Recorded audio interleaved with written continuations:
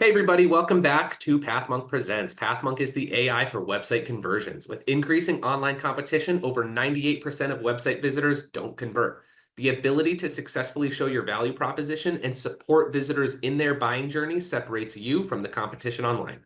PathMonk qualifies and converts leads on your website by figuring out where they are in the buying journey and influencing them in key decision moments with relevant micro experiences like case studies, intro videos, and much more. Stay relevant to your visitors and increase conversions by 50% by adding PathMonk to your website in seconds, letting the artificial intelligence do all the work, and increase conversions by 50% while you keep doing marketing as usual. Check us out on pathmonk.com. Hey everybody, welcome back to PathMonk Presents. We're really looking forward to today's conversation because today we've got Peter Klein over at Ideal Living. They're a multi-brand retailer looking to expand their growth into their space. Peter, thank you very much for joining the show today. Thank you so much for having me. Excited to chat with you. Of course. And so I know that you are a VP of growth and retention over at your company, and I really want to understand about what you guys are doing from a marketing perspective and Yeah, how you guys are planning out your growth for the upcoming future. But before we dive too far into anything, maybe you can just give our audience and myself a little bit of background. In your own words, tell us about the company and what it is that you guys do. absolutely. So, Ideal Living, our mission statement is that we believe everyone has a right to pure water, clean air, and a solid foundation for wellness. And so we create brands and products that address this mission. Our two biggest brands are Air Doctor, which makes professional and medical grade air purifiers, and then AquaTrue, which makes reverse osmosis water purification units and removes forever chemicals and microplastics and dozens of other contaminants. And then we have other brands too. Those are the two biggest and really about enabling people to live good, healthy lives.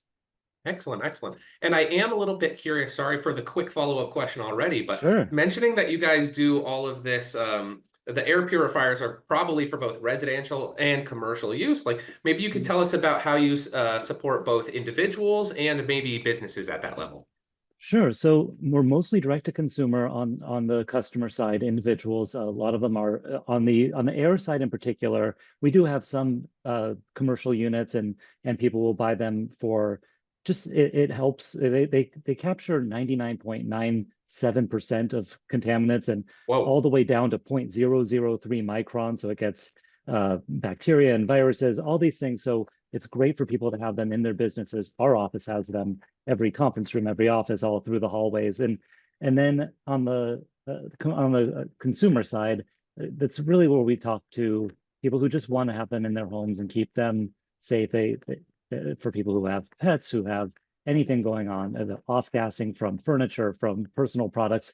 There's so much bad stuff in the air. The indoor air can be up to 100 times more contaminated than outdoor air, which is Whoa. just mind-blowing. And then on the water side, that's where we have more of a commercial and B2B presence because we have on the wall or freestanding bottle filling stations that have reverse osmosis and everything. So then countertop versions, under the sink versions, yeah, we're all over the place.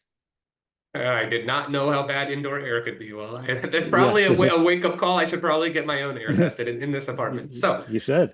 moving on, I want to talk a little bit about Ideal Living and kind of like your Mhm. client base. So, who do you guys serve, and what's kind of the main problem that you're trying to solve for your clients and for your for the people buying your products?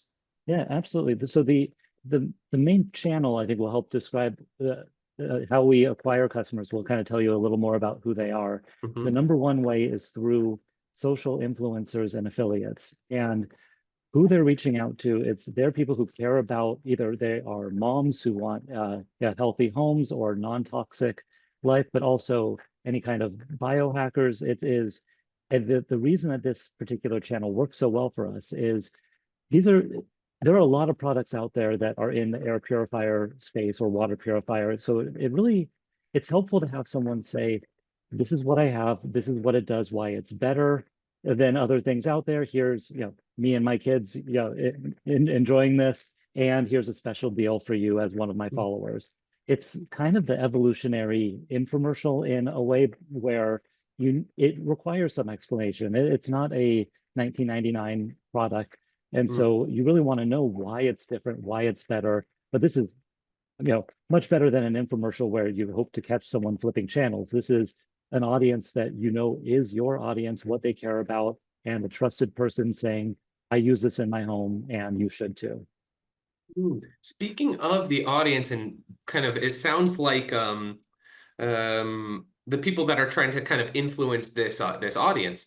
Mhm. Maybe the audience is of a particular age or a particular demographic, because it sounds like people that probably either own or rent their own properties, their own homes, their own apartments. You're probably not necessarily going after, I would say, like teenagers or like Mhm. college students or things like that. I would imagine it's a slightly more mature audience.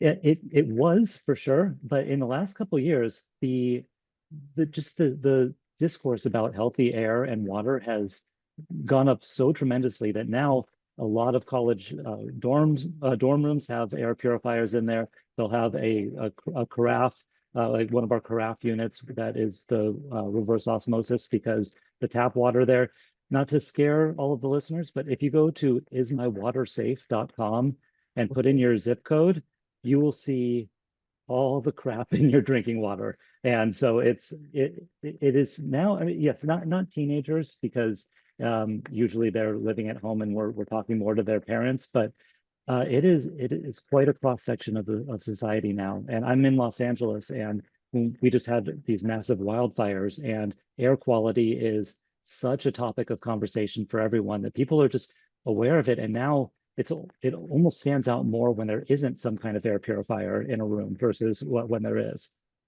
Yeah, why aren't you doing something about this? It Right. seems like, right.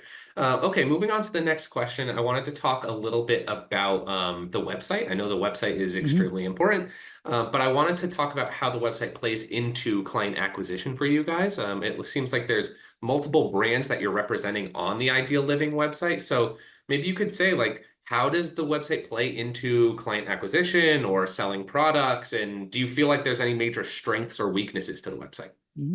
Yeah, so the Ideal Living website by itself is not used for acquisition. That is just kind of a here's who we are. Whenever we have ads, they drive to the particular brand sites. And so the Air Doctor site or AquaTrue site. And as far as what they're good at, a lot of the pre-selling happens through the influencer or someone walking through all of it. And when there's a deal, someone's usually coming ready to buy for that. But it's not great currently at the people at the top of the funnel. We have a lot of information, but we're always testing how much information is too much. And yeah, does someone just want water that tastes better? Yeah, if so, yes, that's also the output of it. But do we want to tell them about the 84 contaminants and the, you know, Mhm. 25 times the amount of arsenic you're supposed to have in your drinking water? And here's all the science and all the certifications we have. Yeah, so it's always testing what is the balance between the science and the benefit, what's in it for them, and where in the page do we have that? Do we have, we have different lead magnets of here's how to select an air purifier and what's important, what an ultra HEPA filter does versus a VOC carbon filter. So it's, yeah, that's the challenge is how do we talk to people at different levels and have them land in a place that is communicating to them where they are. It's kind of a good segue into my next question, not to jump over to it too quickly, but That's fine. um, like, in terms of your own experience working on websites, like, what does make a great converting website, or what kind of Mm, stops a website from being a great converting website? It seems like right. kind of that struggle between, like you said, what is too much information versus too little information. Because if they're reading too long, maybe you lose their attention. But if you don't give them enough information up front, they kind of never find what they're actually looking for. So, Right. yeah, in your own opinion, do you have any, like, tools or tips or It, approaches, recommendations about what does make a great converting website? Yeah, absolutely. So I've been in strictly direct response marketing for my whole career, not yeah. So it is always very problem solution oriented. So what I'm looking for a good site is from the customer's perspective, it needs to very quickly say, this is the problem that it solves for you. And yeah, so that needs to be first and foremost. And then I like to have what the deal is right in front of them also, and a good call to action for them to act on it. Now, and that works great for people who already have some knowledge of the product, so that they could just say, yes, that's right. That's why I came here because it will solve this problem for me. And yeah, that percent off or this amount of dollars off is great. I will buy now. The Yeah, it's again, it's different for where in the funnel they are, but that's what I look for in terms of it. It has to also explain why we're different and better. But for the people who want that, so maybe at the front, it's those, everything I talked about. Here's what it does, how it's good for you. Not people talk about features and benefits a lot, but benefits are much more important. Yeah, I like to say these are all the benefits. Then when you scroll down, here are all the features that make those benefits possible. And keeping that order instead of lumping it all in. We like I talked about the 99.97%. That's a nice big number, but also you know, the quality of the air and being able to sleep better and waking up not feeling the same allergies that you normally do. That's what people want to be able to envision and internalize instead of some of the, I mean, we have all this amazing testing that's secondary. Yeah, I think we've kind of noticed something similar over here with PathMonk, where you can tell the results are 50% uplift in conversions, or for you, it might be a 99.97% Right. reduction, improvement in air quality, right? Mhm. But what are the benefits following that result? For you, it's less allergies, better sleeping. For us, maybe it's improved PPC campaigns or more Right. conversions coming from your organic traffic efforts, things like that, right? So it's not just, okay, here's the result, but what does that result of have an effect on the other things that are going on? So I think that's really, really well said. Yeah. Benefits above Yeah. everything else. Right. And sometimes you can get a good sentence or or a good amount of copy that does both. Like we had, I don't, sorry to whoever wrote this originally, I don't remember, but saying if you don't have an air purifier, then you are the filter. Your lungs are the ones, yeah, that's what's trying to filter all this stuff out of it. And like, oh, okay, well that puts some perspective Yeah, into that it. definitely does. Mhm.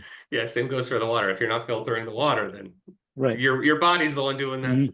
Hmm. Really well said. I like that very much. Okay, Hmm. so I want to move the conversation a little bit away from ideal living and the brands and a little bit more towards Peter Klein as the marketing individual. And Okay. I want to get started with a relatively easy question, but like, what are the key tasks that you're normally focusing on as a VP of growth and retention? Oh boy. So I wish there were normal days where I could say, yeah, this is what happens in the course of a given day or week. It's I would put it in two categories. Every day, every week, month, I'm looking at how do we optimize what we're doing right now through testing, through new advancements in it, and how do we do completely new things and create project plans and what is the approximate spend? What does it look like in a good, better, best result scenario? And so it's both we're working on 2029 goals and Q1 goals at the same time. Whoa. So it is a lot of yeah, refreshing to see today's results, what's working, what isn't, so that we can plan for next week. But also, if this is where we want to be in 5 years or 4 years, what needs to be in place now to start building that? So I have all sides of my brain going at any time, which is keeps it fun. No, yeah, it would be boring if I think it was just one or the other. I agree. Sometimes you can get lost in the mundane actions of day to day to day if you're not Hmm. looking forward with a bigger plan, because it's nice to kind of have these overall, how do I say, these larger strategies that you're looking at. And Hmm. is what I'm doing today kind of pushing us in the right direction towards that, as opposed to, okay, what am I doing successful today, Right. tomorrow, the next day, it gets a little mundane, right? But at the same time, if you're only focused on big picture strategy for the rest, for the later in the decade, then you're not crossing anything off a list. Yeah. Yeah, and so it's how do I know I'm making progress? I see this is the project plan, and we did this. So and for the audio medium, I'm sure that was a great visual representation there. True. I would also agree though, because I've found this happen to myself a few times when I'm focusing on a longer term plan. All of a sudden, a couple weeks have gone by, and I realized, wait, what did I do like to actually drive success right now? Because I've been Mhm. so focused on the future. Before you know it, in the snap of a finger, a couple weeks have gone by, and you this Right. quarter or this week or this month like really wasn't as successful as you wanted it to be. So, yeah, really, really well said. I think a balance between the two of them is good. Okay, staying on the same topic about Peter as the marketing individual, I'm curious. There's a lot of places to kind of go and stay up to date and learn, and we're always trying to get smarter Mhm. and better at what we do. Maybe you can kind of tell our audience, where do you go to kind of improve upon yourself?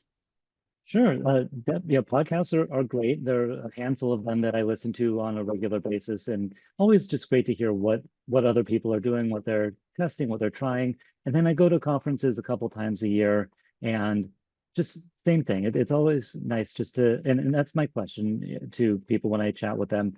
What are what have you tried recently? Especially what didn't work. Yeah, that they always can learn more from what didn't work. And anything that you would have done differently in the early steps of testing it, and just yeah, people are always great at sharing and having those conversations, and if that can save us a little heartache, or to say, yeah, hey, have you used anyone for this particular thing, and they say, I used this at my previous job, or we're using this person now, or this company, it it is just, yeah, I care about these interpersonal relationships, and build them over the years, so that people will reach out to me and just say, do you have any good freelance copywriter for DR copy for a prospect series? Like, yes, actually. And it's great to share these things with each other. So it sounds like what you're telling me is the places you go to kind of grow and stay up to date are the people within your network, the people that you're in touch with, meeting face to face, the people you're Yeah. communicating with. It sounds like leveraging the knowledge within your network as opposed to maybe, some people say this newsletter or this book Mm. or that, online article database. It Yeah. sounds like leveraging the people that you know and trust. Well, that, and I do expand the network by going to conferences, and from podcasts. I will reach out to someone and say, I heard you on this podcast. Mm. And they don't always respond, but when they do, I've had some great back and forths with people, and have reached out to them saying, hey, I saw your company was listed as a client of this vendor that I'm talking to. How's that gone? Or we're trying to do this. Legal has some issues with how that interacts with our customer data. How were you able to get around that? Yeah, what did you add to the contract to make sure that everything, and that just it's great. I have read a handful of books over the years too, and it's yeah, if I can get one good nugget from each one and help that shape my own marketing perspective, that builds over time. Totally agree. Totally agree. I'm the same way. You leave with that one thing that you'll remember forever, right? There's Yep, a whole bunch of nonsense, but one thing that you'll always that's say, it. I read this one book and I learned this one thing. And you know what? Yeah, Sometimes that means that's a it's win. totally Yeah, worth it. Yeah. yeah, Okay. definitely. Moving on to kind of the final section of the conversation, we're Sure. going into a little bit more of a playful direction. The next four questions are usually Ooh, what we call the rapid fire round, but feel free to take your time. okay. They're a little bit more personal, but we'll start out with a relatively easy one. What's the last book that you read? Last book I read is not a business book at all. It was actually um, 60 songs that explain the 90s by Rob Harvilla, which is, there's a podcast by the same name, and it is just all about 90s music. And that was my core music means everything and defines my life uh, decade. And so yeah, he's an amazing writer and podcaster, and he'll just mention a song, and I picture myself in the front seat of Dusty's car. I know where we're going. I know what, and it just brings back so many memories. So it's a great book, 60 Songs That Explain the 90s Oh, by Rob Harvella. I think that would give me a much needed injection of nostalgia. Oh, it's I think wonderful. I'll go do the same thing. Okay, next question. Mhm. If there were no boundaries in technology, what would be the one thing that you would want to have fixed for your role as a marketer today? No boundaries at all. So Zero so boundaries, total creativity. I can sprinkle some magic into my Yes. answer then. Yeah, All go ahead. right. What I would love, and I'm sure a lot of people you talk to have the same issues about attribution and what do we really know about when a sale comes in. So my idea, if we had a magic checkbox that just says worth it question mark, and when I look at things, it either is checked or not, and that takes everything into consideration, the opportunity cost of choosing to work on this, the all the time spent on it, yeah, whatever we want to get out of it. Like, is it ROI? Is it, and same with implementations of new services, new products. Just if I could pull something up and just know, is it worth it? And however I define worth it, am I getting more out of this than what we're going to put in? Is this going to be a good call? That would that would be wonderful if that magic worth it box could exist. I totally agree. We've been going through something similar here in PathMonk about how we kind of do some of our targeting and strategies and things like this, and how we Mm, make ourselves more efficient using AI tools and things like. But ultimately, yeah, it takes time to kind of set up these systems. And I find right. myself saying, "Is it worth it?" And Yeah, it would be really nice for someone to confirm immediately, check, yes, this is worth it. right. Continue doing Yeah. what you're doing. I had a similar wish of I was doing a lot of interviewing at a previous company when we were growing like crazy, and I said out loud, wouldn't it be nice if there was a magical checkbox of, do they care? Yeah, and when I got the resume, it was either checked or it wasn't, just so I know going into it, is this someone who actually cares about doing a good job? And if not, like, great to know that. Do we need them to really care about this particular role? And so yeah, I like magic check boxes that And unfortunately will never really exist. yeah, that would be awesome. Though I gotta say that's a first on the show. But Mhm. magic check boxes for sure. All Okay, right. next. Um, if there was one repetitive task that you could automate, what would it be? Any repetitive task, imagining similar to the last question that the Mhm. automation is easy, all you need to do is snap a finger and it's automated. What's that one repetitive task that you just can't stand? Yeah, I'm fortunate to say that we kind of had this question internally a couple years ago and hired someone, Ethan, who created dashboards that really answered a lot of it took away a lot of the repetitive tasks where it is automated. He's an Excel genius, and so I can pull something up and what would have taken 10 different pulling reports and doing things, like it's all there. um, so there isn't any one real repetitive thing. I still do some of that, but by choice, because there's something about getting the data, creating the pivot table myself, and seeing it and seeing what stands out to me that I would lose otherwise if it was just, right in front of me, and I didn't. It's like, kind of like taking notes and then typing them up later. There's the tactical part of it really Hmm. makes it more real. So I think I am kind of glad to say there isn't any. I mean, people who report to me might have different answers, who are I'm helping sure. provide some of these things, I'm but sure, no, yeah. there isn't anything that's too repetitive that I do right now. Nice to hear. Okay, and we're moving on to the last question. Okay. It's a pretty important one. But what is one piece of advice that you would give yourself if you were to restart your journey as a marketer today? All right. That is a good question. And I have a couple answers, but you said one piece of advice. So, One uh, piece. all right. I I would say above all else, build in that you are testing something every week. No matter what else is taking up your time and energy, testing is the lifeblood of direct response marketing. You have to, whether it is even, I mean, hopefully we're past the, color of the call to action button. But even if it's just that, does a yellow button perform better than an orange one? Always a test, and there has to be something running all the time because there are more learnings from the losses often than the wins. But build it into what.